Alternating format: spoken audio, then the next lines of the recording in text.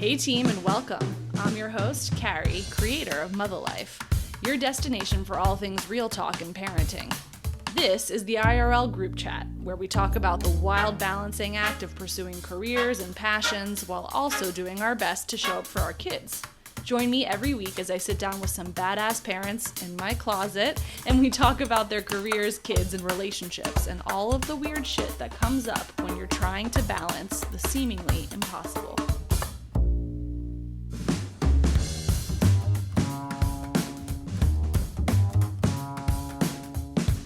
Putting on a mask. In our day-to-day, we often think putting on a mask means that someone is being untruthful or dishonest about who they are.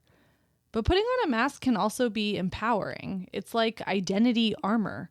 It provides a barrier between the real you and the rest of the world. It gives you some sort of control in how you're perceived. You get to decide how and what you want to share about yourself when you don a mask. There's a reason masquerade balls feature so prominently in literature and film, because a mask allows for excitement and intrigue and drama. In our lives, we're regularly donning different personas and versions of ourselves to cater to the task at hand. And often it's the people closest to us, like our kids, who get to see all of those versions. From worker person to party person to person with their friends to person with their extended family, our kids and those closest to us have front row seats to all of the versions of us. They learn from us how to navigate the switches. Because in observing me and the way I change out my masks, they're learning the difference between who I am at my core, the constant, and also how to be adaptable given different situations, because that's a regular part of life. The modern day mask for many, of course, is makeup. From bare face to full glam, for those that love makeup, it's an armor we wield differently based on the circumstance. And this week's guest is a master in that domain. I think she's also mastered the art of distilling who she is at her core, gregarious, funny, ambitious, while also being able to meet the many different moments of her life, from grass-stained sports to red carpets. Jamie Greenberg is a powerhouse in the world of celebrity makeup. She's the go-to artist for so many of Hollywood's funniest and most talented women: Rashida Jones, Kaley Cuoco, Chelsea Handler, so many more. She's the founder of Jamie Makeup, a cult favorite makeup company, a mom of 3, a wife to her husband of a bajillion years, and a damn good time. For listeners, around the 51-minute mark, we do talk about a traumatic birth story, so join us around the 55-minute mark if you want to skip over that. Enjoy this episode. I had so much fun. And if you're Zoloft, JCPenney, or L'Oreal, call me. We have work to do. Stat. Welcome to the closet. Thank you. Happy you're here. Thank you. I love your nails. Thank you. What happens when we come out of the closet? We're whole new people.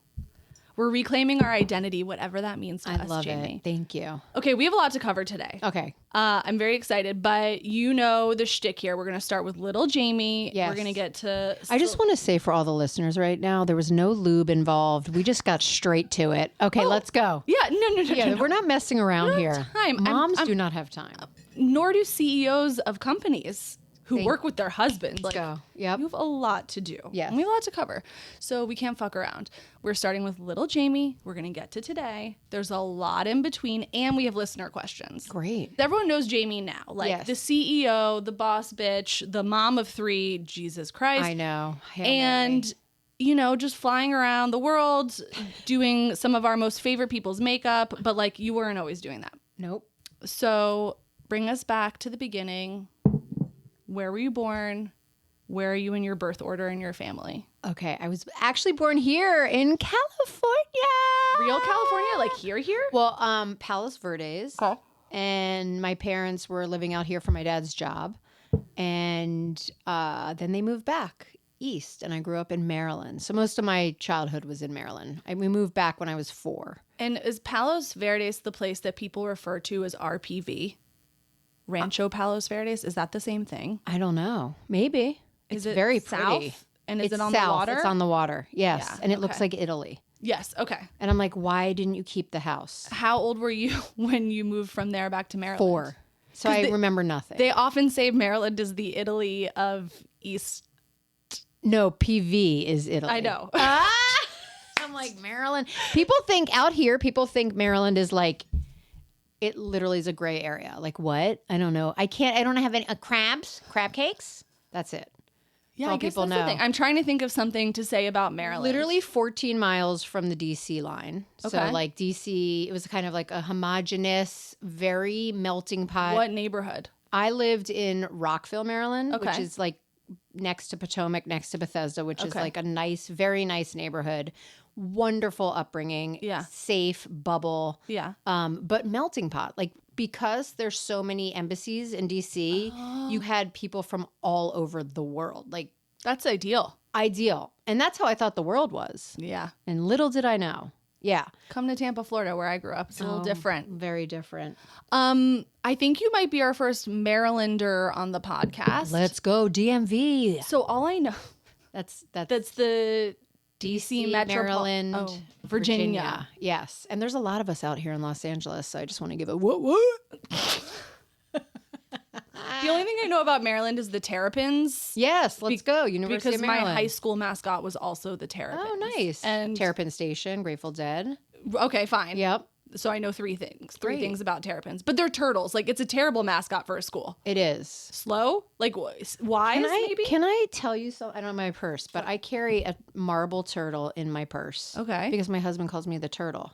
Say more. Because he's like, literally everything you do takes a long time. Takes me a little while to arrive, but I always get there. That's deep. Yeah. He literally. Can I have an example? So for instance, okay, Yeah. like a lot of you out there see makeup lines come out, like for instance, and I am a Maryland girl. I came to LA. I didn't know anybody. I got here all by myself. Yeah. Right. Like no help from anybody. Those embassy kids are not going to be helpful here in LA. No. Nope. Okay. I went to the wrong school. No. So my parents tried to get me to go to private school, would have been rubbing elbows, but no, I wanted to play sports and my high school was great at sports. Anyway, so the point is, Makeup lines. like a lot of people have street cred, they know the right people, and they come out with their line and they're in Sephora without having to do anything. Since I started my line, I've had to, show proof of concept.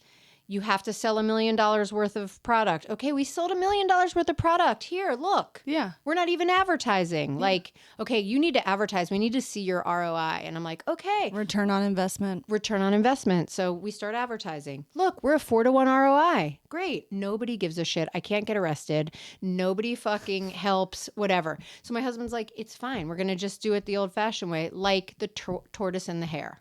Like I just slowly keep going. I keep my head down. I compare myself sometimes because I'm human, but I remember quickly that, comparison is the thief of joy.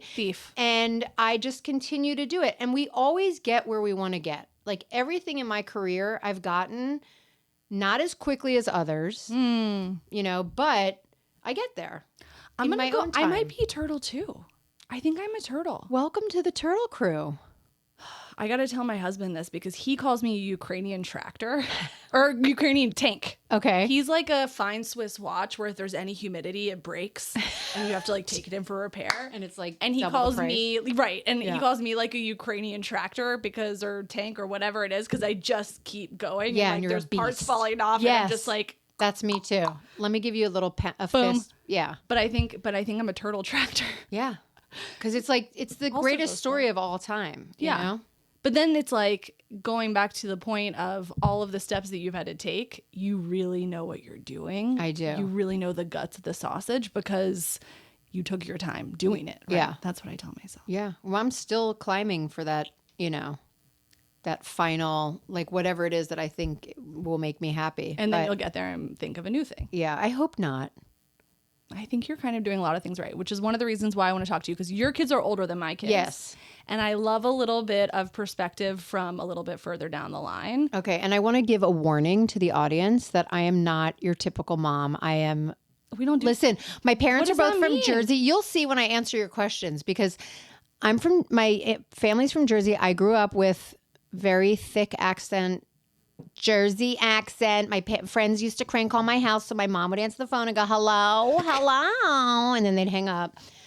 And like a lot of things that I've had to work on as far as like therapy and stuff with myself is like that Jersey mentality. I don't know if it's, I think it is a Jersey mentality. Just like tough, suck it up. Tough, suck it up. Also, we'll always call out the bullshit. We'll always, but it gets you in trouble sometimes because sometimes you just got to fucking, because what I've learned in therapy is that you just have to like accept what people are saying and not, you don't have to like insert your opinion into everything. Yeah. It's really hard. Yeah. But I realize that's like a very powerful thing and a very negative thing in the same regard. So, but this is why I'm looking forward to talking to you because. Let me put it this way. Yeah. My third child. Yeah. She spends a total of probably 5 hours, maybe on the weekday on iPad, maybe on the weekend, maybe fucking 10 hours. There, I said it. Everyone can hate and write in. How old is she? She's 7. Okay. Let me tell you something. She learned a lot of shit from YouTube. Okay, go on. I love it. Well, one of the things that I've noticed is I encountered you accidentally in the wild and you were with your daughter, your oldest. Yes. And she's so cool. And she's like, I wasn't able to be as self-possessed as she seems to be. And she's like this really cool athlete, badass athlete girl, but is also into like makeup and is just owning the duality of the things that she's into in a way that I never gave myself permission to as a kid. And I think that there's probably a reflection of how she's living at home and what she's seeing at home and what she feels at home, which I think is a great success already in probably the toughest years of parenting in a lot of ways. Yes. And you guys seem to like each other. I'm sure you fight or whatever, but like you seem to like each other. No, I really like her a lot. Yeah. So that gives me a lot of hope. So we have to talk about that. Yes. Because I struggle with the gently, slowly, yummy, mummy. That's not me. Love that if that is somebody else. It's just not me who I am. So I can't become that for my kids. Yes. I got to figure out how to be who I am with my kids. I don't know about you, but I feel like I take things that I hated about my childhood. For instance, my mom, very conservative with dress, loved a sweater set with a nice pair of khakis. We would fight like nobody's business when she'd take me to the Nordstrom Cafe. Of course. We'd have lunch, and then she'd take me to Brass Plum, and I'd be like, I want this crop top, and I want these baggy jeans. And she'd be like, this khaki with this lavender sweater set. And I would have all these fucking sweater sets in my closet. Till this day, don't give a shit what my kids wear to school. My youngest looks like the one that had from Peanuts with the flies over her head. She never brushes her hair. She wears her shirts backwards, her pants inside out, and I don't give a shit. I'm like, do you, boo? This is your expression. And my mom, like the things we fought about was just, she was trying to protect me, and I was trying to just be me and figure out who I was, you know? And that's something that I really bring into my mothering is like, I'm going to let them be who they are. You know, and I crash out at night after 8. I'm an asshole. Like, leave me alone. Like, I am going to crash out. Well, so are they also, to be fair. Yes. After that, like nobody should be talking to anybody at that point. I know. And like serotonin for all of us is at its lowest of the day. Oh, like, thank you for telling me that. It's true. Like, it's just not a good time. People like even in a couple, I have found sometimes my husband and I will start a tense discussion and I'll look at the clock and I'm just like, can we just not do this right now? Because nobody is in the chemical space to be having love that. And thank you for saying that because now it all makes sense. Yeah. For me. Yeah. Just physiologically, it's not the time. And I get up early, so I feel like I'm spending a lot of energy, especially if I have clients, because I'm giving my energy to them. Yeah. And by the time I get home, I am cooked, you know? Yeah, dude. Wait, okay, so... Okay, sorry. We're all over the map. No, but this is what we do here. This is not... I mean, where are my notes? Yes, I love you have no notes. So in her brain, because she's smart. Okay. So what was your dad doing that brought you guys to California in the first place? Okay, my dad's a patent attorney. Okay. So he has his degrees in engineering and law. And he also had a film degree, which he never lived out his dream. And they were very good about letting us live out our dreams. So he went to work for Xerox. Okay. They needed a patent attorney in California for Xerox. R.I.P.? Are they still around? I have no idea. I know. Probably R.I.P. Great name for a dog, though. Xerox. Come here, Xerox. Okay. And then after a while, like both their families, my grandparents were on the East Coast and they were like, come back. So they went back. Which was probably a good call if they were involved grandparents, were they? So No. I mean, my dad's grandparents were really our only grandparents. Sorry, Poppy. Like, it's just true. My mom, unfortunately, her mom died when she was younger. Hard. Dad remarried to a witch, Yep, and as they it was a do. terrible thing. And I honestly, my mom has passed since she had cancer, and I feel like the cancer was from her entire adult life, me as a child watching my mother plead with her father to come to their graduation, come to this, come to that. And it was like so sad. She was like very upset about it until the end of time. Yeah. You know? So I'm like, I think that caused her cancer. So Well, I mean, that's stress just, does crazy things to the yeah, body. that's what I'm saying. It really does. But do you find also, and we'll get back to the other stuff, but Okay. with that thing of like watching her hold on to stuff and get very worked up about stuff, do you find that has also impacted you? Like, I find it really hard. Sometimes I get sad, like at the holidays that, you know, my whole family is not together or whatever. But I find it really hard to, in a sustained way, give a shit. Yes. And I'll tell you what else helps, which I just started taking like a couple years ago. I take the lowest dose of Zoloft. And I got to tell you guys, out of my friend group from childhood, they would all yell at me and be like, why aren't you taking something? Because I would feel so, I'm a very emotional person. Revved up, sad. That shit used to put me over the edge. Yeah. And so I was like, I was very against those drugs because I'm like, you don't need it. Go to therapy. Yeah. Work I'm out. self-possessed. I can figure it out. Yeah. And I was good at managing that. But even my husband, like I would just, when I would go off the rails, I'd go off the rails and I'd cry and I'd meh. And so I went on, and now it's been 3 years, and I will never, ever, ever go off because This is what people say about Zoloft. dude. And at first I gained a little weight and I was a little like, what? But I got that. This is worth it. Like The trade-off. the trade-off is worth it. And I can't believe how against it I was. I was so judgmental. Like I literally thought anybody who was on them. When my mom was sick though, she was super depressed because she knew she was going to die. Yeah. Duh. It's a good She reason went to on rest. it. Yeah. She went on Lexapro. Yeah. And she turned to me and said, I wish I had taken this my entire life. And that always stuck in my head. So I was like, you know what? I'm going to give it a whirl. YOLO. Dude. Life-changing. How long- Takes the edge off. Well, like, how long did it take? Don't give a shit about shit. We like that. We don't give a shit about shit. That's my bumper But sticker. how long did it take for you to like start feeling the effects Like of 6 months. No, I felt it. I did start to feel it, but it really like, it took like 6 months. I was like, I'm not going to give up on this because a lot of people give up after like a month because they feel tired or they feel fat or they feel sluggish or whatever. And I was like, let me just like commit to like seeing if this works. And then once I like figured out what I needed to do, how much sleep I needed to get in order to feel better, and I'm pretty in tune with my body, I was like, I will never, even my husband's like, you are a joy. Like you are so, we don't like, I would just get mental like we do. Like I'd get resentment if there was like dishes in the stuff like that, you know? Maybe I should be on Zoloft. Dude, everyone should be. Just saying. Zoloft, if you're interested in sponsoring this podcast, Yes. please give me a call. Exactly.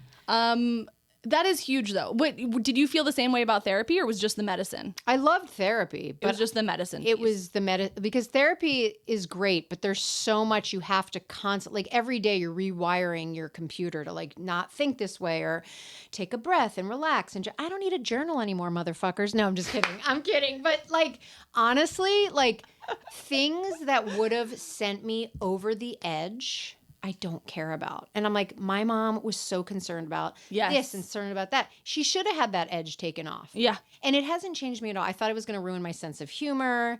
I thought my sex life was going to suffer. But I think if you give it like a full 6 months, you figure out like you get back to you. And again, it's the lowest dose. Yeah. So Amazing.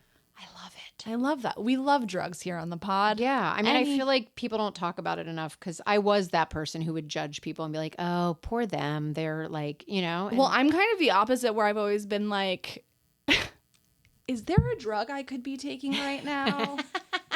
Is there something you could just give me? And like both my therapist, my GP, everyone's like, you're actually like, the things that you're saying are all in standard deviation here. Like, I mean, and I'm like, but couldn't I just do less work and just, yeah, the answer is yes. yeah. So I they're think lying to you. We need to because they revisit. want you to keep. But I will say that, like, Keep journaling. I'm not. You keep journaling. I'm not. How's that journal working out? But we've got dad. Xerox. All right. Dad working on Xerox. This is why I'm having so much fun. We have dad working on Xerox, mom stay-at-home mom. Stay-at-home mom.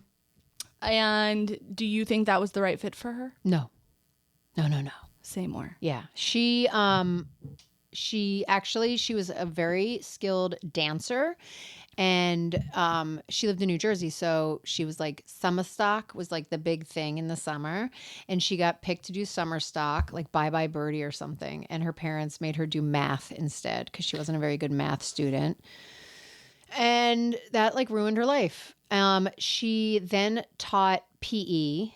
She loved PE. That was that's kind of like being like a secretary or a nurse growing up, because there's always a job in a school, right? A teacher, There's always a job to be had. And then like I remember my mom had so many jobs that she created. She was like an entrepreneur in her own right. She had a cake business growing up. Okay. If I showed you the pictures of her cakes, she made everybody's cakes like in the DMV. She was like, it was the company was called How Sweet It Is. Cute. Fantastic. Like these cakes today would have been like, holy shit. I was like, dude, if she was alive, she would have been like a TikTok star. She was, first of all, the personality was crazy. And then her talent was insane.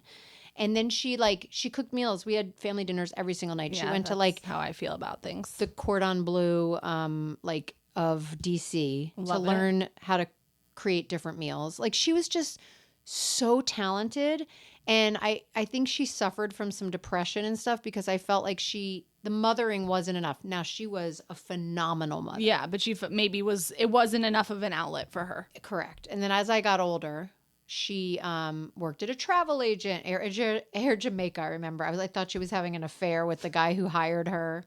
I was like, I don't like this. You're working, and then, but then she fell on, this is such a weird job, but she fell on giving tours in Washington, D.C., like the 8th grade trips. When celebrities would come, they would have she would go with them and be like, and here's the Washington Memorial, like with her accent.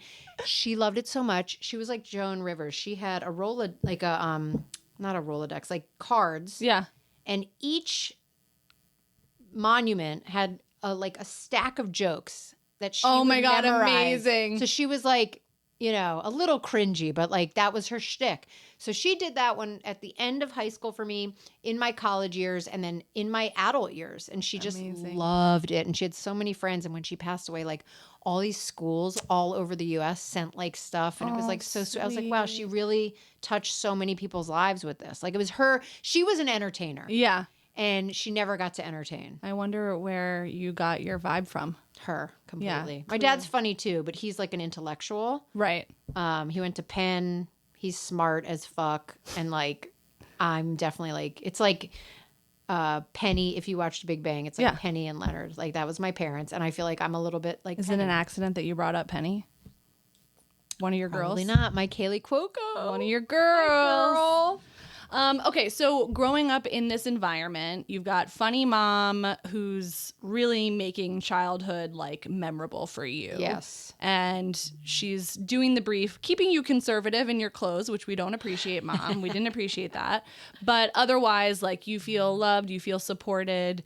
Both of your parents, it sound like, suffered a little bit from unrealized potential of what they really wanted to do. Correct. And they weren't going to let that happen to their kids. Correct. How many siblings do you have? I have one. He's older than me. He was 3 years older. Uh-huh. Yeah, and he was 4 grades. So we never got to be in school together, but we were very close. Yeah, and we're still very close.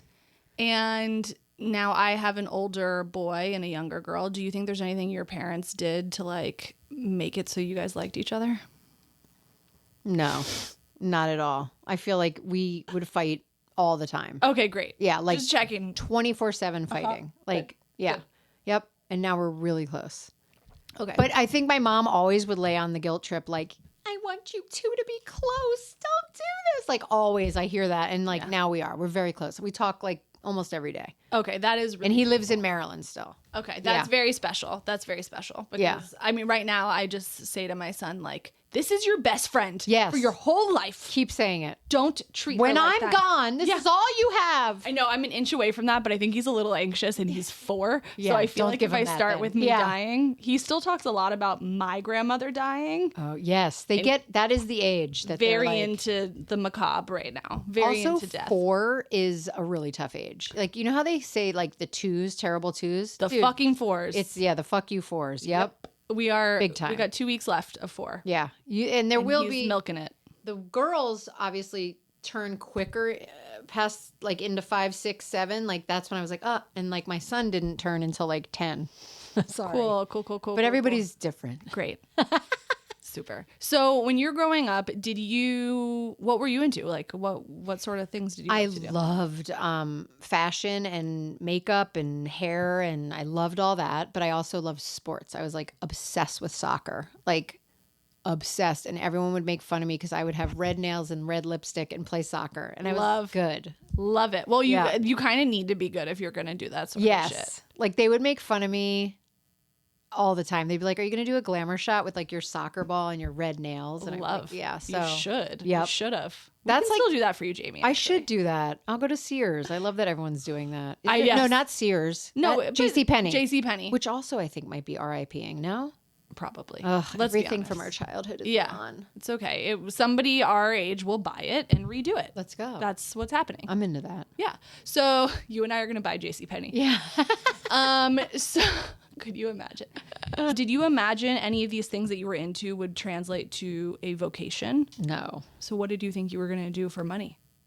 So when I thought I was going to marry rich. Yep. I was literally just going to say, or were you just going to marry? I literally thought I'm going to find a rich guy. That's literally all I thought. And I studied film and photography in college. And I was like artsy and I loved drawing and I just was a free spirit. Like I just like to do everything, you know? Then when I graduated, I moved to New York City and I got a job at an editing company and was kind of like the bitch, like just like answer phones and, you know, put out the Dean and DeLuca and and like, you know, help a little bit with the editing, but like you had to kind of serve your time before you got to really touch a button. Yes. And then I looked at it and I was like, wow, like you just sit in the dark and like, yeah, I don't see that for you. I'm like, I like interaction, you know? I mean, so you don't really fit the profile. No. And you just sit around and eat. Yeah, of course. You know, it wasn't a good look, you know, just eat and sit in the dark. It's like, no. So I actually started taking some like comedy classes and some improv classes. And I started doing stand-up comedy in my 20s. And I got like some manager, what up, Roger, who was like a low-end manager. And Rude. Roger, I'm so sorry for her. No. Like I was low-end. Okay. He had real comedians. I was gonna say, yeah. God. I was low-end. Roger, I love you. You know I love you. Are you still there, Roger? And so he would send me up and down the East Coast opening for acts. I was like the first person. Okay. And I thought I was pretty good. And then I saw a tape of that I'm going to burn. And I'm like, I was so Can bad. I have it before you burn it? It's embarrassing. It's so cringe. But, you know. Cringe is in. Cringe is in. Yeah. Is it? Yeah. Really? Yeah. Maybe with kids under the age of 14. Well, yeah, certainly not your own children. It will never be in with your for own other. children. Yeah, you're right. Actually, Yeah. that doesn't count. Your own children don't count. You're right. My daughter's You friends could breathe think in I'm your cool. embarrassment. Yeah, Yeah. exactly. So I did that, and it was really fun. And my parents were like, "Live your dream, go be a comedian," which like no parents would ever do. Yeah. And it was like such a depressing job. Like you would go to like Doodoo-ville anywhere, and like. Sorry, Doodoo-ville. She Yeah, didn't mean it. I don't mean it. That's where Roger lives in Doodoo-ville. Yeah. I'm just kidding. And I would go and wait literally all day and then perform late at night. For 5 minutes. For 5 minutes. And then that would be that. And it was like, I had such anxiety waiting around all day. The one thing it made me good at is public speaking. If you were like, Jamie, you need to deliver 300 people are going to sit in the audience and you have to I'm like, give it to me. Like, I love that shit because they're not sitting in that audience asking you to make them laugh. Yes.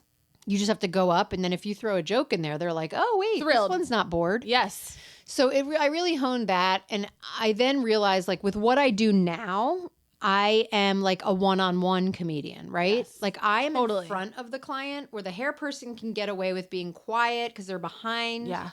I can kind of razzle dazzle, you Yeah. know? And I now have attracted all female, like funny girls. Those are all Well, I my was going to clients. say, you have Fortune, you have Chelsea. I have Julie Bowen. I have Kaley Cuoco. I have Rashida Jones. I mean, like everybody's funny. You know what I mean? Obsessed. Yeah. Like everyone I work with is funny. And that also sounds like collectively good vibes, different vibes, but all those people that you oh my just God. named are I like love, good I vibes. literally am like, I thank God every day that like these are the people I work with. Because in the beginning, just for you people starting out in whatever career you're doing, I didn't know who I was and where I fit in.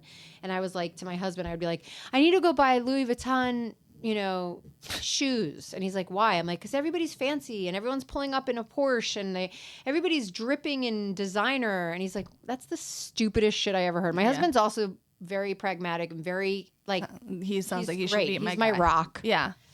And I am like flighty and like, wait, what do I need to do? Wait, who do I need to be? Wait, what do I need to buy? And he's like, just be yourself. And the minute because I would get put into so many situations and like, I can feel energy. Now I understand what it is. And I would walk into a room. It's a blind date. And I have to go into somebody's face and touch them on their face. And like, there's either a good vibe or a bad vibe, right? And there's like, that's really it. You either gel or you don't. Yeah. And so I would walk out just feeling so depleted and like, what could I have done to make them like me? Like, that's how it was, you know? And then he's like, just be yourself. And the minute I became myself, like, I attracted all these funny women. And every once in a while you get thrown for a curve, but for the most part, funny. Yeah. And it's also super vulnerable as well because like you're literally seeing them with just bare face. Yes. And like, yes, you guys are working on this together, but like if they've got a fucking honker of a pimple, you're going to be real intimate with it real fast. Like there's nowhere for them to hide. Exactly. Yeah. You see, and that's the craziest thing about my industry is like you see everything. Mm-hmm. You are usually in people's houses, so you see their dynamic at yes, home. And you know like you could write books, you know, and that's another thing. You have to be like really private about them. You can't talk about them because it does everyone gets out because look at Dumois. Yeah. It's like he said, she said. So it's like if I tell a story like not on air to you, and then like you know that name comes up in another friend group and you tell them it's literally, and then it turns and twists. And so I feel like that's another reason I've been at it so long. It's because I keep everything to myself, you know? Well, and I think you've also perfected the art of, as Amy Poehler likes to say, talking well behind people's backs. Yes. I love her so much. I've worked with her too. She is fantastic. She is fantastic. That makes me feel so happy. I just want to tell you, she is exactly who you want her to be. I have a question though. Have you ever heard a better laugh in your life? When she is cracking up about something, she's the best. It makes everybody want to laugh. Yeah. I genuinely think like she's a great interviewer. I'm so happy her pod is doing well. Yes. Part of it is just because her laugh is so good. Yes. When she thinks something is funny, you want it to be funny. That's so true. Yeah. Her and Rashida are really close too. Rashida's I'm manifesting Rashida on the pod. I keep like occasionally saying on Instagram or whatever, I'm like, Rashida, I want Rashida. There's things we have to talk about. She's like the best too, dude. Like her Apple show, Sunny, about the robot. Wasn't it so good? Oh man, that last episode killed me. That's why I'm like, I don't understand. Like I was shocked. I was like, she should have been nominated for that. Like she was so good in it. It was such a different show. My husband was so shocked because I'm a pretty basic bitch when it comes to what I watch. And I don't watch that much TV. It was so dark, wasn't it? Which is so not me in general, but I was so enthralled by this like visual world that had been created. Yes. And I think she is amazing. And I just like, I couldn't stop watching it. Yeah. Even though it was really fucking dark. Really dark. But the world was so interesting. The world was so good. I love Japan. Like, it was just everything about it. Anyway, Rashida. Well, she's nominated for an Emmy for Black Mirror. I don't know if you saw that episode. So good. So good. Just come to the closet, Rashida. Yeah, Rashida, you love the closet. Come on, let's go. You would love it here. Yeah, she loves fashion. Yeah, we love a shoe. I was at this Tory Burch thing when she opened her new store. I had no business being there. A wonderful friend invited me to go, and it was like stepping into another world. It was stepping into your world, right? Like everybody. I did Rashida for that. She looked. Thank you. No, I'm just kidding. She's gorgeous. So I'm like getting ready to leave because like I am a mom with a child who's going to wake up at whatever fucking time. 6 I a.m. have no business being in this place where everybody's like taking Tory Burch shots. Like it was like it was beautiful and stunning and wonderful. And as I'm leaving, this angel ascends the stairs, and it's Rashida Jones. She's an angel. She's so smart. She's so funny. She's so thoughtful. She's so pretty. This might actually be a Rashida Jones fan podcast. Forget now. everything else. Yeah. We don't have to talk about it. She literally is. I'm so lucky. I've been working with her for like 15 years. She seems also like deeply loyal to people. Deeply loyal. Yeah. I think that probably comes from like her like childhood and her dad. Like, you know, you want to keep the good people around. Yes. So totally. I guess Jamie's one of them. Yeah. Or she just likes having absolute nut jobs around. That too. Yes. Medicated nut jobs. Shout out Zoloft.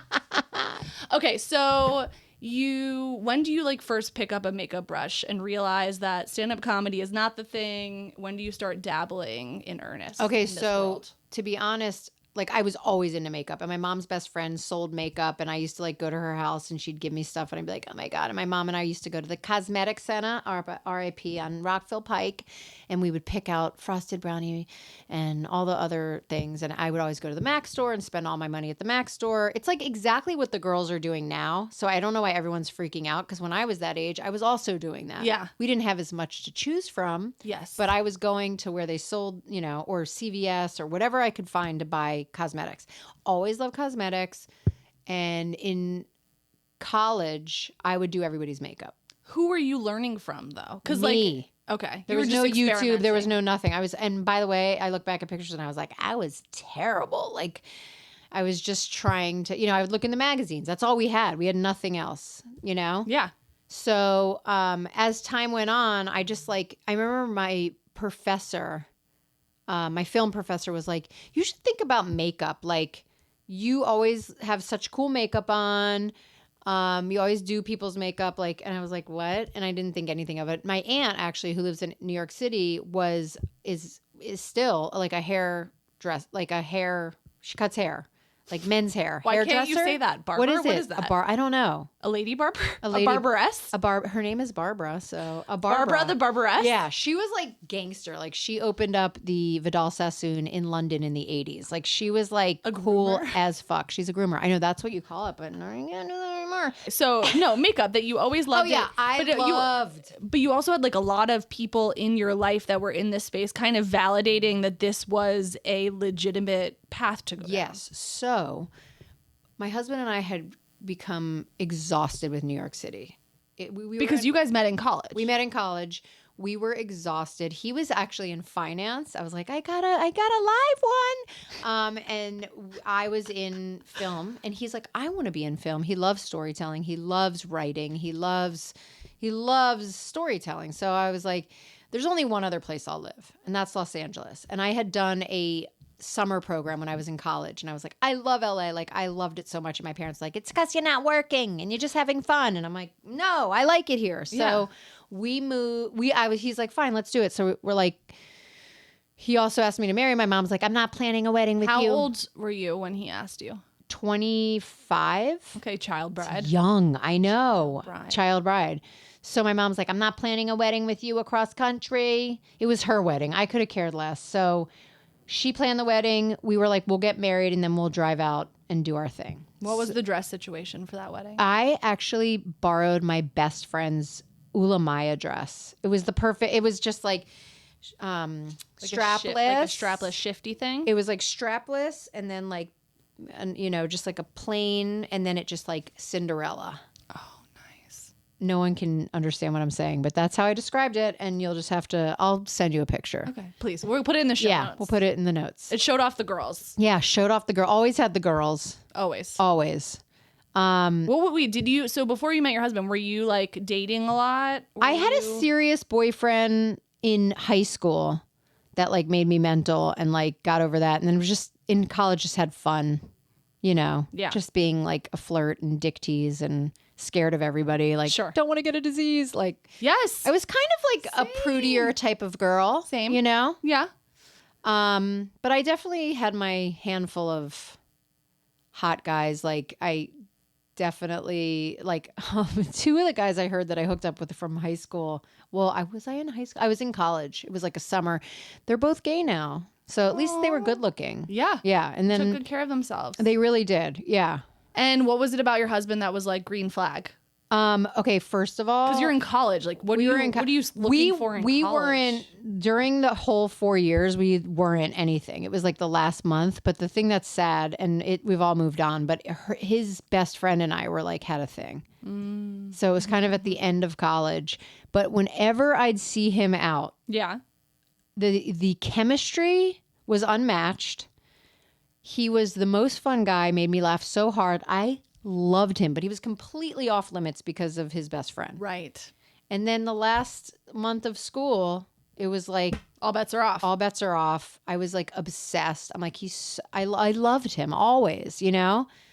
And maybe we were he soulmates. He did. And it shirt. worked out. Yeah. That's so sweet. Yep. And like, also just at that age to pick your person and then they remain your person. Crazy. It doesn't Shocking. happen. Yeah, it doesn't happen. Very unusual. I always am like, wait. Yeah. But we were like, there was something deep that I still feel for him, you know? I know. That's very sweet. Yeah. And you guys work together now. And we work together now. And you Yes. still feel that way. I still feel that way. I'm going to say it's the He's Zoloft. a great partner. It is the Zoloft. Everything's great because of the Zoloft. End of show.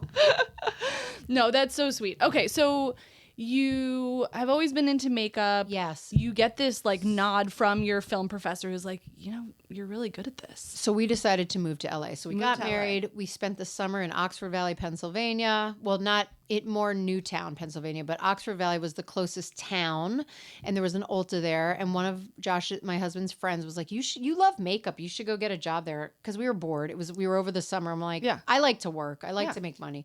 So I went in with like a suit and like a resume, and they were like, "What the fuck is this crackhead?" And so, Yeah, it's like, you're selling makeup, bitch. yeah, you're making $7 an hour. So I got a job at the Ulta there, and I would unpack the truck at 4:30 in the morning. I made like $7.50 an hour. It was like a joke, but I loved it. And some woman came in and was like, "I need a makeover," and I was obsessed with Bare Minerals because I bought the infomercial. Obsessed. And so I tap swirl buffed her. Loose powder. She bought everything. Tap swirl buff. Okay. Yep. Or swirl tap buff, whatever it is. And she bought everything, and I was like, it was like, oh my God, this is fun. Like, Did you get commish? No commish. You get like, they had gratis, like you can get free shit, and that I loved too because I was like, oh my God, this is great. Like, I didn't even care that I was working there. I didn't care. You just love the feeling of opening like a new box of product. Yes, There's something about that. Oh my God. I just loved the whole thing. I loved being surrounded by product. I loved knowing everything about every product. Could have done without the music. It was like that, like elevator music. Like, I hear songs today and I'm like triggered back to Ulta. Like, they played the same satellite radio over and over. It was like the worst music. And then I was like, we were moving to LA. So I got a job opening the first Ulta in LA. Wow. Which is on Santa Monica and La Brea. It's still Wow. there. Worked there for 6 months. Then I was like, I need to move on to Bloomingdale's. Went to Bloomingdale's. My parents were like, what are you doing with your life? Like, you have a degree. Like, you know, and I was like, trust. And then I was like, by the way, we get 60% off black clothes. My parents were like, let's go. They'd come for Thanksgiving and like go shopping and buy everything. But I did that for like 2 years, met a lot of people, met someone that owned a makeup school, worked for them on the weekends. I met somebody that was a producer and he hired me to work on Nanny 911. Like, all these things were just like, you know, and I had a lot of fun and I honed my skills there. Like, I sucked. And there was a guy at the MAC counter that still does makeup. He's a celebrity makeup artist too. He did Billie Eilish for like ever. I still talk to him. Rob Rumsey, what's up? He and I both, I remember Rob would come over and be like, okay, you want this brush? You want this? And I was like, okay. Like, I didn't know shit. And I got a real education there. Thanks, Rob. Yeah, thanks, Rob. Yeah. And so then when do you make the leap? When's your like first big client that you book? Okay, the first client. So while all this was going on and I was dabbling in television and movies and like trying to figure it out, I realized like, oh, like celebrity makeup artistry is a thing, like public appearance. It's like a different kind of genre. And I was like, this is great. I don't want to be on a film set all day. Like that wasn't my vibe. Yeah. And it's different every day, which I need. Yes. And so I reach out to this. I know this is crazy, but in this business, you have agents, just like an actor would. Yeah. So there's this agency called the Wall Group. And I would that you're still with. That I'm still with. Sweet. I'm very loyal as well. I kept emailing like a psycho. Yeah. Like not too much, but just the right amount. Persistent. And I'd be like, hey, this week I Precocious. I mean, I didn't do shit. So then they like hired me to assist people. So I started assisting people. And my first big client, well, on a side note, I was asked to go with Jillian Dempsey to Texas to assist her because she was the lead colorist for Avon. And it was one of these huge, like, you know, like 5,000 people in the audience, like all like the top Avon. And then I had to do stuff like in the back. But the morning of the event, they were like, hey, can you go do the makeup of some of the execs from their other line, Mark. And I'm sure a lot of you don't know what Mark was like the young version of Avon. And it was like, make your mark. And it was for younger girls to sell, you know, MLM and like make money. Sure. It was cute. So I went and did their makeup and they loved me. And they actually gave me a contract like a couple weeks later. I didn't even have an agent or anything. And they're like, you're great. And they flew me out to New York and I did their maglog, their magazine catalog. And I was like, I was just having the best time. I was like so excited about all the opportunity. And then I went to the Wall Group and I was like, I have a contract. And they were like, oh, okay. So I started assisting other people going out. The people that I assisted were like very happy with me and they would report back. And then finally they started sending me out on like different jobs.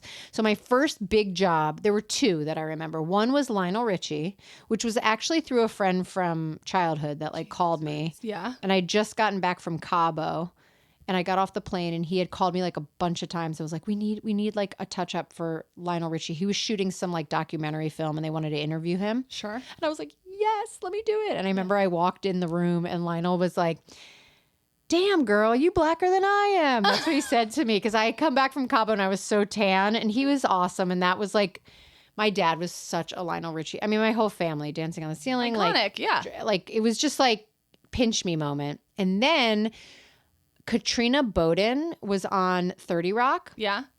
She was going to Emmys and that was my first like big red carpet. Kristen Sariano made her dress. This was like probably closer to 20 years ago, maybe 15 years ago. I don't know. And I didn't know. It was definitely like 20 years ago, like 18 years ago. She was so sweet. I was so nervous because in our world, when you do a red carpet, there's Wire Image and Getty Image taking pictures. And so what you do is you do your job and then you go and have like convulsions in the corner and wait for the pictures to develop online so that you can see if you did your job.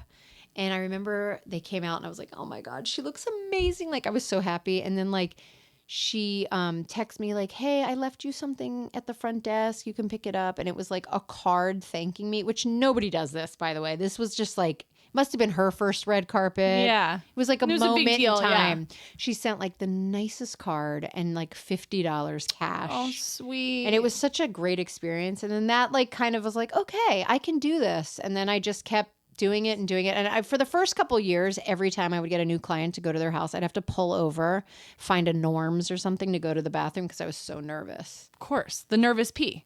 Well, I wish it was a pee. I'm just kidding. I have Crohn's disease, okay? I have colitis. Oh my God, do you? Yeah. I know Crohn's is a little worse. It's like the same schoolhouse of hot girls having stomach problems. Totally. I'm flaring now as we speak. I asked my gastroenterologist who I've had on the pod at Cedars. Who is yours? Dr. Pooja Khanna. Should I go to her? Yes. Okay, I'm switching. You'll give me the info. She is the head of women's health at the IBD center at Cedars. Okay. She is incredible. You can listen to her episode. Okay, I will. But I did ask her, I'm like, what's the deal? Hot girls have stomach problems. Yeah. And she was like, facts stress. are facts. But yes, stress can be Did yours come out from stress?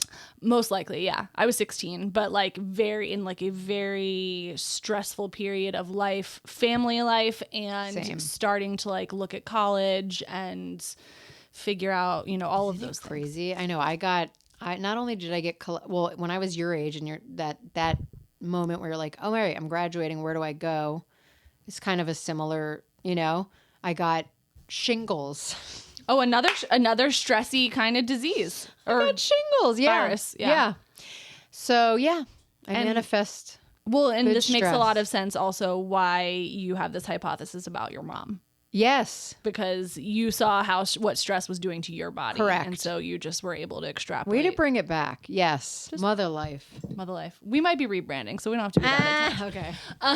So this is kind of snowballing for you. You're gaining your confidence. And you said that was about 18 years ago. Your oldest is how old? 14. 14. Yeah. So you have like a good chunk of time to build your portfolio, build your notoriety. Yes. You always knew you wanted to have kids?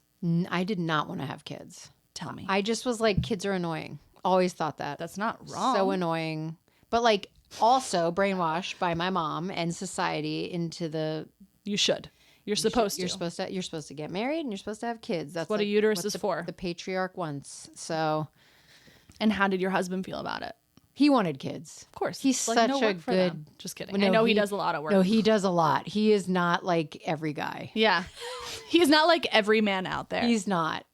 Literally not. But what was it for him that he was like, I really want to have kids? What was his driving He's motivation?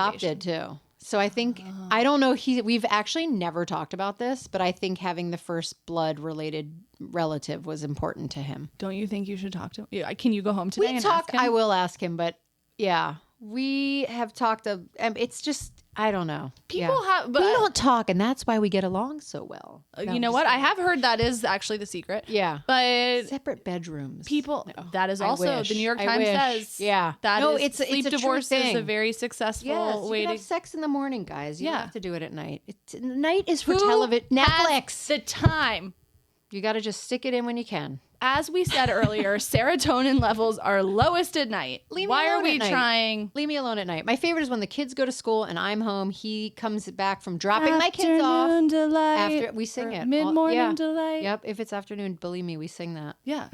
There's a reason that song came out. Yeah. I mean, there is a reason. Yeah. There's probably research. Yep. So for him, I want you to ask him that question. I will, when because I I get think home. that is interesting. But I think everybody has different reasons why they have kids. Yeah. And there's not a right reason or a wrong reason. I just thought you were supposed to. right. Yeah. And so you get pregnant with your daughter. Yep. And she comes into the world. Yep. How much does your life/career change upon her arrival? Okay. So this is like, sorry, I'm, lots of therapy. So when I had my baby, she had swallowed the most meconium that any kid at Cedars had ever swallowed. Her lung collapsed and they weren't sure what was going to happen to her for the first 48 hours, if she was going to die or if she was going to make it. Christ, it was okay. crazy. Not only that, but my mom was on her last leg with cancer. So she was dying. My mom came to Cedars for the delivery, but was walking around with a bag. The cancer had spread to her intestines. So she needed a bag that released juice from her stomachs pretty much to take the pressure off. Yeah. So she'd carry a Lululemon bag. It's like a colostomy bag, but for your intestines. Got it. And she was dying. And so I was just like, huh? And my mom, I remember she came in, she's like, everything is I'm dying and now your daughter's going to die. It was just such a fucking storm of nightmare. I delivered the baby and when I was delivering it, 10,000 people came in the room and Every person's nightmare. yeah. And I was like, what's going on? And I could, I could feel, I knew something was bad. And then they took her upstairs and everybody went upstairs and there was a whistling janitor. And I'm just sitting there what the fuck is going on? And I didn't see her for 2 days. They wouldn't even let me see her. My husband was like, I had to sign all this shit out. I just said yes. C-section or vaginal? at that Vaginal. point? Okay. And they intubated her and the intubation wouldn't work. So they had to keep intubating her with different kinds of whatever those were, the breathing machines. Schmageggies. Yeah, and then they were they came down and they're like, so we might have to helicopter to Children's because we're having trouble getting her to breathe on her own and nothing. And I was like, what? And I remember like breaking down and I was like, my doctor, Dr. Katz, he walked in and I go, just tell me, is she going to die? Is she going to be severely retarded? Like with all the non-breathing and non-oxygen, and is she going to be able to live? And he just looked at me and he's like, it's going to be fine. And I was like, okay. It was just such a terrible time. And then I moved into the hotel, the Sofitel across from Cedars. My best friend came because my mom's like, I need to go home and die. I was like, okay, bye mom, go die. And it was just such a weird time. Yeah. So like, that's a real understatement. It was a really fucked up time. And so I didn't work. I actually didn't work for 6 months. Yeah. Because right. I had to wait for Lenny. You could have told me I didn't work for 6 years and I would have still believed you. You would have been like, that's fine. Yeah. Yeah. That is a psychotic amount of trauma to happen in a very short period of time. It was psychotic. So Lenny was in the NICU for 5 weeks. And I just lived in the NICU. And my best friend came in, Jamie, from Maryland. Jamie and Jamie. And we would sit and do rounds. She loved doing rounds. She had lost her sister from childhood cancer. So she's very involved with, we would take notes on like whose parents didn't come and how are they doing and how's the Billy Rubin count on this one. Like we made fun with it. Yeah. Like, that's literally what I do with everything. Like my mom's dying. We made fun of it. I was like, what? So anyway, I went to the doctor and I was like, dude, I have to get out of here. My mom's going to die. I need to go to Maryland. I don't want to leave the baby. Like, he's like, we're going to do all these tests to see if she can fly. Anyway, so she could fly. I had to take her with oxygen. We flew to Maryland. We moved into my basement, which they had a room in the basement. So me and my husband moved into the basement, and my mom was supposed to die within like a week. This was in February. She was born in January. We went February, and we moved in the basement. I was like, I'll just be here for this shit. And you know how like they're like, babies shouldn't be around people? Yeah. 7 billion people a day coming to like just see my mom and like whatever. She was so healthy that it took, she didn't die until April 1st, which was April Fool's Day, because she was very funny. But it took that long. So I lived there with a newborn. My husband would do all of the grunt work, and I was just psychotic, and I became like an alcoholic. Someone was like, you need a drink. And I'm like, I don't want to drink. Like, that's not what I'm here to do. And then they were like, you really need to take a drink. And I was like, oh my God, it really does curb the pain. It does. I mean, it makes total sense. But I had a lot of great talks with my mom. This is how she was. I was like, Mom, Mark was calling me about this job that I had to do. And she's like, well, if I die, when do you need me to die? Like, this is how the conversations went. I was like, well, if you could die before March, that might work out better because they want me to fly in the end of March. There was like a whole thing. And then I was like, one night I was sitting with her and I was like, is there anything you want to tell me? Like anything that you did not tell me that like you want me to know? And she's like, turned to me and she's like, your father's gay. And I was like, everything was a joke. Like she was so funny. But so yeah, so that was a really rough fucking period. So then when I had my second and third, everything went off like, I was like, oh wait, this is what it's like to have a baby? Easy peasy, no like big deal. Nothing. But for your first also, like, what a crazy dichotomy of life and death. Like, 100%. Where did that in the beginning. I find it hard enough when you have a baby and everyone's experience is different. It's like they come out and you're like, I've never met you before. Yeah. No, it was awful. And like, I was like, we fucked up. I'm your mom. Nice to meet you. This is your name. Like, yep. I never met you before. Yeah. I didn't have a connection either. Like, I was like, no connection. Like, but also, like, of course you didn't. She may have died. Like, yeah. You didn't. Why would you get so attached to something that, yep. I mean, at least that's how I would rationalize it. I just was like, it was just weird and gray and just fucking weird. And the weird thing was I didn't have like postpartum at all. Like at all. Like no. Well, the booze was helping with that. Maybe that's what happened. But I wasn't blue. I didn't want to kill the baby. I just was like, I think I was just in a limbo like life moment of like just surviving, you know? Yeah. And it was just so fucking crazy. Crazy. And so then 6 months, mom passes. Yep. You've had the time to talk to her, to prepare for this moment. Very grateful for that. And then you go back to work after 6 months. Yes. And so now you're trying to juggle. Did anything surprise you about like trying to juggle flying here, flying there, being up late to be here to do touch-ups at an event, and having I don't even, to be honest, like I liked getting out of the house. I'm not good with baby moms. Like I wasn't a good baby mom. Like, I didn't enjoy just sitting at home and I just couldn't. Yeah. So I was very happy to go back to work. Yes. And yeah, my mom was like, don't have someone raise your kids. Don't get a nanny. And I was like, bitch, I'm getting a nanny. Yeah. Love you. Yeah. And also. Yeah. She also was like, you should have 3 kids. That kept like sticking out in my head. So here I am 3 kids later. 3 kids later. Yeah. And at what point did you transition from or add to your portfolio badass celebrity makeup artist and now also CEO of a company? Yeah. So already had the 3 kids. And I think my husband was like anything. And I think a lot of entrepreneurs are like this and creatives are like this. Like, you're like, what's next? Like, I have a great career. What else can I do? What's something new we can do? Now, we were jumbled into social media. Love that. Love speaking to camera. Very good on camera. Enjoy that whole aspect. Wasn't like, oh no, we have to do this now, which a lot of people are, because most artists like aren't for camera. They're behind camera. They don't, but I was like, I love this. It's fun. But then, I always wanted to have products. I was like, maybe we just make one thing. And we made the Blylighter, which was the blush highlighter hybrid. And we're like, let's just make this and we'll see what happens. And so we made it. It was fucking hard. And then when we came out with it, we made our money back in 3 months. It's crazy. I know. So it was, and then we made another product.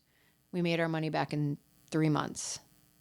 And so I was like, oh shit, there's a market. Yeah. And we're doing great. And people, part of it is also people are trusting you at this point. Right. Because I'm schlocking other stuff. Like, I try everything and then whatever now, meanwhile, 6 years ago, we also started something called Swag Bag, which is kind of this secret that not a lot of people know. We send it to 360 women a month. And it was like a curated bag of goodies that I pick out that I'm like, I've never heard of this brand. I love this product. Oh my God, I can't believe this product exists. And so that's been going on for 6 years. It's been like, it like kept me afloat during COVID, kept me afloat during the strike. Like, it's always been like a bottom liner for us, which has been really great. And it's kind of like, it's made over millions of dollars. And me and my husband are like, and nobody knows about it. Like, it's just this so quiet cool. little, It's very enticing. Well, it's also like, it's the same sort of thing as like part of why the whole Labubu thing has gone crazy is because of the blind box nature of it. Like, you don't know what you're going to get or the value of the thing that's inside. And so there's like this like exciting, like what's going to be in there. And then once you spend the money on ordering the thing, it's like, oh, I actually didn't spend that money. Like, you forget about it and then it shows up and you're like, oh, it's basically free. Yes, exactly. Also, Labubu, just for all you entrepreneurs out there, was around for 15 years before that pop off. I love that. Yeah. Okay. So I could be sitting on a Labubu right now. Dude, I just don't even know. We're praying for that Labubu. It's you and me and JCPenney, okay? Let's bring it back. Okay, so you are now at the stage where you've got 3 kids who are in very different stages. Youngest 7, oldest is 14? Yeah. And everybody needs different things from you. Yeah. You mentioned, like, briefly, like, I don't know why everyone's going crazy about teenagers and makeup now. Yeah. So, like, for your daughter, she's funny, likes sports, and is into makeup. Yeah. I think she even calls herself, like, Jamie Jr. or something. She did Jamie Makeup Jr. Jamie Makeup Jr. online. She is...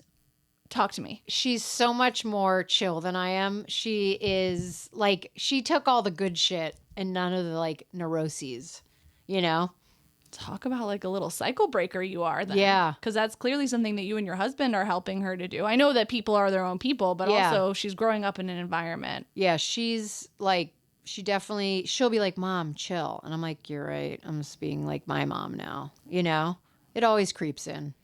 Do you guys, what are, like, the arguments that you guys get into?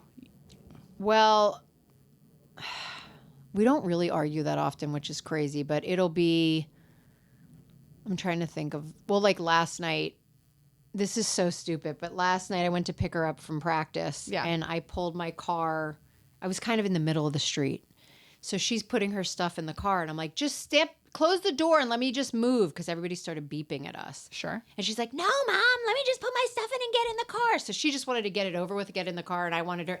And so she gets in the car and I'm like, oh, and she's like, you're bugging. She's like, I was just putting my stuff away. And I was like, no, you should have just let me. And so that was like the kind of shit. We don't fight. We have probably fought like 4 times. But it's like little shit like that.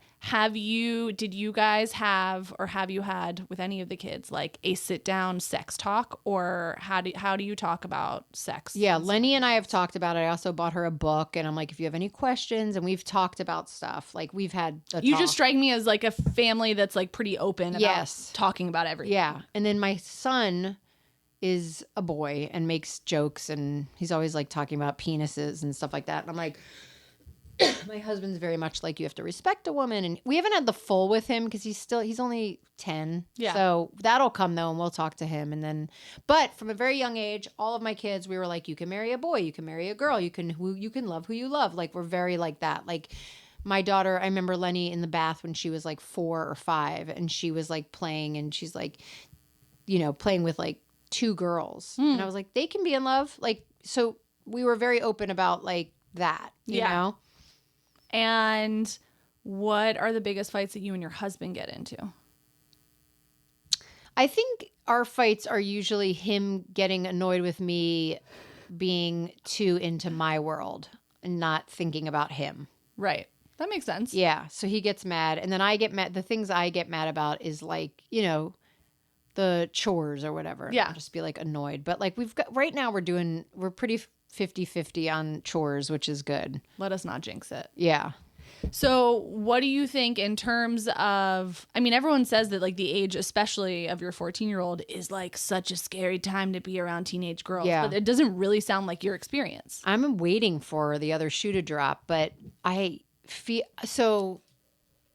like my oldest and I have this like really lucky relationship. I'm sure we're gonna have, once the boys and the this and that. She's still a little like behind the curve with that, but she's interested. She thinks people are cute, boys are cute, and this and that. But we'll see.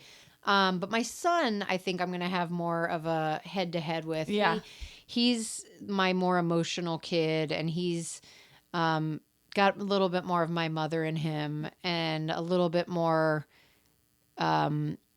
He's the second. Well, he's a middle kid. But he's also the second. And I feel like I was way more like problematic in that department than my brother. My brother was like, whatever you tell me to do, I will do, and I will be great at it, and I will help do. I am the robot of the family. And I was like, move out of my way. Let's stir some shit up. So he stirs some shit up, but he's also awesome. So yeah, I just try to remind myself like this is their journey. And the reason I fought back with my mom so much is because she wouldn't let me explore. Be on your own ride. She was trying to control everything. So that's in the back of my head. It's hard. I get it. It's really hard to pull back and not want to be like, no, you shouldn't. But you just do your best and pray. Okay. I want to make sure we get to some listener questions. Okay. Because like I said, people were very excited. Yes. Okay, so let's see here. Now, so one listener wants to know, is more expensive always better? How do I know when a product is worth the money? Okay, so no, more expensive is not always better. And the best way to figure out if a product is great is how does it adhere to your skin? How does it look on you? How does it make you feel? How does it make you look? This morning I was showing another makeup artist at my gym when I was like, watch this. And I put on this True Match from L'Oreal. Okay. She goes, holy shit. I go, I swear to God, this is such a good foundation. And my mind is blown, like how good it is compared to L'Oreal. Do you hear that? Yeah. Come on, L'Oreal. So no, it's literally like, and people were like, what line do you use? And I'm like, look, every line from Chanel to Sicily to Hermes to L'Oreal, there are some products in that line that are fantastic, So now there's people talking about stuff. So like, do your research and then try stuff. And the great thing about, not my line because it's small, but the great thing about like the Sephora's and you can return. Yeah. Don't return small business. It hurts us. And I'm really bad at returning things, so I never will. Me too. I was never a forever. returner. Okay. Do you have a favorite mascara? Thrive Cosmetics, which is People a are tubing obsessed mascara. with that one. Yes, it's fucking great. I love it so much. It protects your lashes, it lengthens, thickens, and it doesn't smudge. And then when you wash it off at night, it comes off in little clumps and it looks like your lashes are coming out. One of my clients was like, that stuff you gave me made my lashes fall out. I'm like, no, that's the tubing. That's the tubing. It's just the tubing. Yeah. Okay, so that is a consistent one. This is important for all of our women who are dealing with chin hairs. Some more than others. So one listener said, black chin hair stubble. How are we concealing between pluckings without caking? Okay. So I think this is somebody who like has more than just a hair. Yeah, Maybe they have a couple or a patch. So I would recommend getting laser hair removal in that area. Yeah, it's like, why didn't I think of that? Yeah, because it will come back every month. It just comes back every month, and it's crazy. Getting a good pluck too, because I have one that like comes in, but you have to get like a straight pluck. Otherwise, you have texture, or you get like if I pluck it wrong, then I get like a little scab because I'm trying to take it out. Yeah. So I've literally never considered how I'm plucking the hair. Oh, you have to pull it straight out. Because have you ever pulled out and not gotten the whole thing? No? I mean, it's like, the one hair that I have down here is like a witch coven hair. It's just like, it's the same one. You can't fucking miss it, man. Yeah. It's like a satellite sitting on my face. Sometimes you'll forget about it and then you'll be like, holy shit. Where have you been? Yeah. Okay. So I would just say get a laser, go have it zapped like 3 or 4 times. Zap it and forget it. Yeah. Okay, that's a really good shout. What does setting spray do? A listener wants to know. So setting spray is like, think of it, the best way to explain it, it's like hairspray, like a fine hold hairspray. So you're putting your spray on to hold all your makeup in place. You're practically making it smudge and water resistant. Got it. So. And is that something that people do every day? I mean, I'm sure some people do. Some people do, yeah. It's become a very big category. Yeah. And I love it. I think it's great, and I think it does hold. Set it and forget it. Set it and forget it. Rompo Peel. The ones I love are Skindinavia, and then if you want something a little like crazier, One Size. And when you say crazier, you mean like a fur really mold? yeah. What is it? That one? It's called One Size. One Size. Okay. And I forget what the actual product is, but it's the brand One Size. Okay. Now, does concealer need to sit on my face before I blend it? A listener wants to know. So by concealer sitting on your face, it warms up to your body's temperature, and it becomes a little more malleable once you do that. That's why sometimes we like to say warm it up in your fingertips. Yeah. Or put it on, wait a little, like a minute, and then take your fingertips and kind of blot it in. Got it. Are we still using beauty blenders? Is that a thing? I love beauty blenders till I die. And don't get the fake ones. Only get beauty blenders. What's the difference? Okay, beauty blenders were created to mimic the texture of skin. This is something people don't know. Okay. A lot of people use their beauty blenders wrong too. You have to get it wet, right? Get it soaking wet until it gets bigger. Yeah. So then when you blend it, it's literally copying the texture of your face. Wow. A lot of people don't know that. I'm definitely not getting it soaking wet. Yeah, you got to get it drenched. I had no idea. Squeeze the egg and then you bounce whatever you're doing. It will blend your makeup perfectly. That particular, whatever she makes it out of, no one's ever been able to copy. I've tried all the fakes. They all suck. And it's not just a sponge. Okay. It is more than that. So all right, shout how out. to lay that shit down. Shout out Beauty Blender. Why is Jamie so amazing and why is her rack so great? Oh my God, thank you. And my shout out to Grandma Phyllis, RIP, lived till 100. She gave me my rack and I've had them taken off. I had a reduction and they came back. So we're going to have the genes are strong in you, we my might friend. have to reduce again. The real way to get rid of dark under eyes. I actually really want to know the answer to this one. So filler? Under eyes are hereditary. Dark under eyes. So look, the more you can lymphatic, the more you can massage, like it's going to move things around. It's blood, like just sitting, So I love eye creams with caffeine in them because it gets them like kind of tingly and it moves things around. A good concealer, obviously.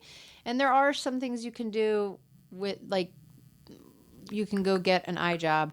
You have to be careful with the filler around the eyes. Like it can it can take on, it's such a thin area that it can pool in certain areas. It can also just look weird. But if you're really concerned about it, and I would go to a plastic surgeon that you really trust, because there are different things that they can do. Last question I will ask you. Yes. Is there anything for anybody who is bugging about their teenage kids getting into makeup? Yeah. Or wanting to spend lots of time or money at Sephora? What do you want to say to those people?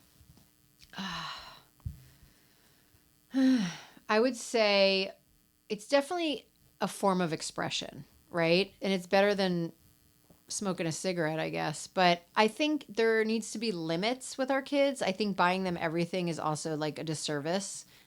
So, it's a great way to get your kids to clean up their room, like make it a point system, just like Sephora does for buying stuff. Like make them earn it in their own way, however you want that to be. And then also just don't buy them everything they want. Like they can get like one Sol de Janeiro and one lip thing, and then share your makeup with them. Make it like a fun way to bond, and be like, I just got this lip gloss from Dior, and you can share it with them. And I just think it's a nice way to connect with your kid rather than fight it, but again, don't let them have whatever they want. Okay. Yeah. Oh my God.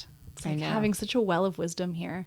This has been so much fun. Oh my God. We could talk forever. I now have noticed, because obviously I'm now stalking you on the internet. Every time you're out doing something fun, I'm like, I want to be with Jamie. That looks fun. But now I'm confirmed that I definitely want to be hanging out with you. Same. Love it.